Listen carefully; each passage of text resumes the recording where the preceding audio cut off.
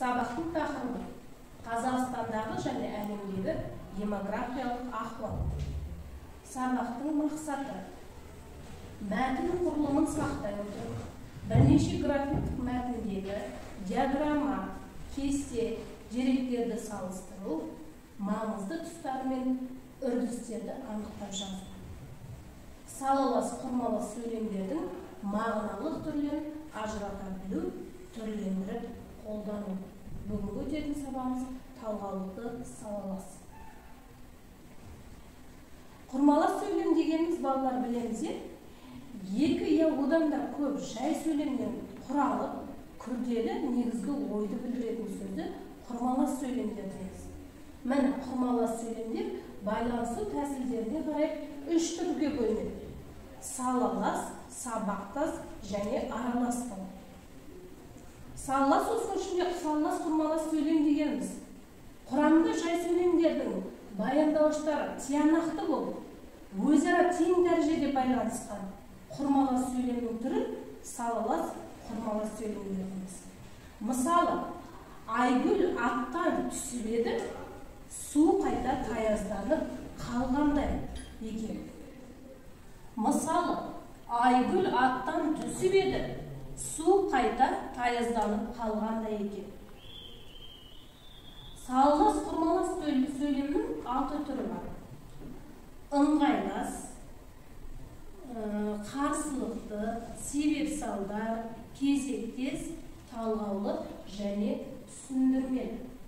Кәні балалар, ыңғайлас, салалас құрмалас сөйлем дегеніміз не еді? Бір-біріне жақын болған оқиғаларды білдіреді. Сылаулары әрі, және, да, те, та, те. Тамаша, жарайсың. Қарсылықты салалас құрмалас сөйлем дегеніміз? Жай сөйлемдердің мағыналары бір-біріне қарама-қарсы болып келеді. Оның сылаулары бірақ дегенмен әйтсе де солайда алайда деген сөздер. Жалғалық сылаулар, тамаша. Себеп салдар құрмалас сөйлемдер? Бір сөйлемнің екінші сөйлемнің себебін білдіреді. Оның сылаулары өйткені сондықтан. Тамаша. Кезектес. Жарайды, кезектес дегенді өтеді. Түсіндірмелі салалас құрмалас сөйлемдер. Түсіндірмелі салалас соңғы сөйлемі алдыңғы сөйлемнің қандай екенін түсіндіріп тұрады. Тамаша. Жалғалық сылаулары жоқ. Келесі. Бүгінгі өтетін сабағымыз талғаулы салалас құрмалас сөйлем. Бүгінгі өтетін сабағымыз талғаулы салалас құрмалас сөйлем. Сөйлем сыңарларының істің оқиғаның біреуінің ғана жүзеге асатындығын білдіретін сөзі талғаулы салалас құрмалас сөйлем дейміз. Мысалы, сені не әкең келіп алып кетер, не нағашың жеткізіп салар. Екінші мағынасы, мазмұнында күмәндану, сенер-сенбестік тұрады. Я ауыл мектебінде оқырсың, я әкең аудан орталығындағы мектепке орналастырады. Байланысу тәсілі бұл жалғаулық шылаулар арқылы байланысады. Байланысу тәсілі не болмаса, я болмаса, яки осы жалғаулық шылаулар арқылы жалғанады. Жай сөйлемдер салаласа және тек жалғаулықты шылаулар арқылы байланысады және олардың арасына үтір қойылады.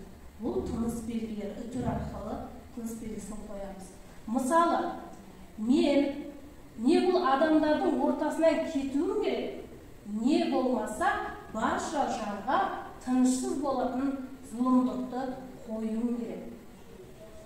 Балалар, екі жай сөйлемнің арасына немесе шылауы бір рет келсе, онда сөйлемнің арасына үтір қойылмайды. Мысалы, сөз бен қылық суық көңілді жылытады, немесе жылы көңілді суытады. Бұл жерде қандай тыныс белгі қойылған ба, қойылмаған ба?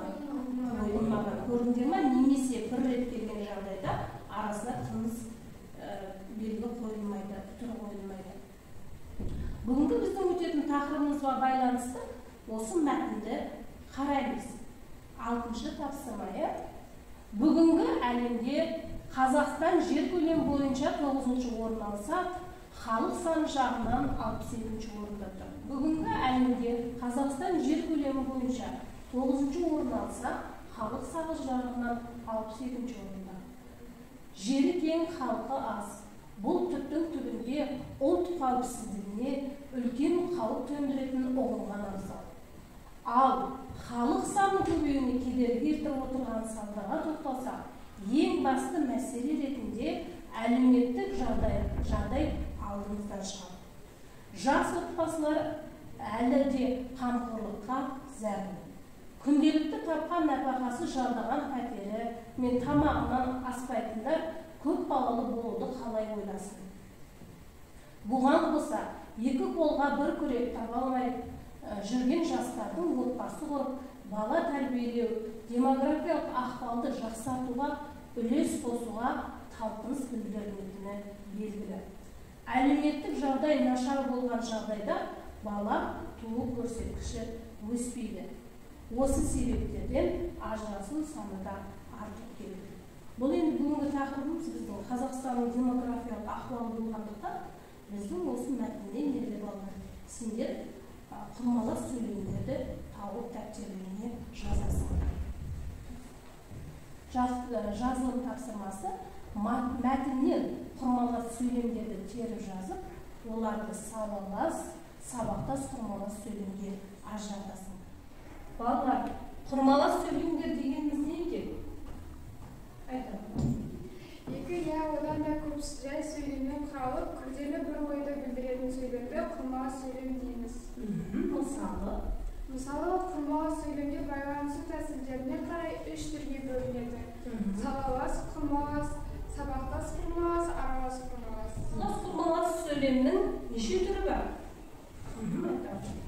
6 түрі бар. Ыңғайлы салалас, қарқақты салалас, түсіндірме салалас, талғаулы салалас, себеп салалас, кезекте салалас. Талғаулы салалас құрмалас сөйлем дегеніміз сөйлем сыңайларындағы іс не оқиғаны біреу ғана жүзеге асады. Мысалға келетін болса, сенің әкең келіп кетер не нағашын жеткізіп салады. Балалар, бүгінгі сабақта Қазақстанның демографиялық саясаты жайлы ақпараттандыңыз. Өз пікіріңізді аргументтер келтіріп дәлелдей алдыңыздар. Сөйлемдерді құрылымын анықтап, құрмалас сөйлемін таба алдыңыздар. Және мәтіннен талғаулы салалас сөйлемдерді таба білдіңіздер деп ойлаймын. Тапсырмаларыңызды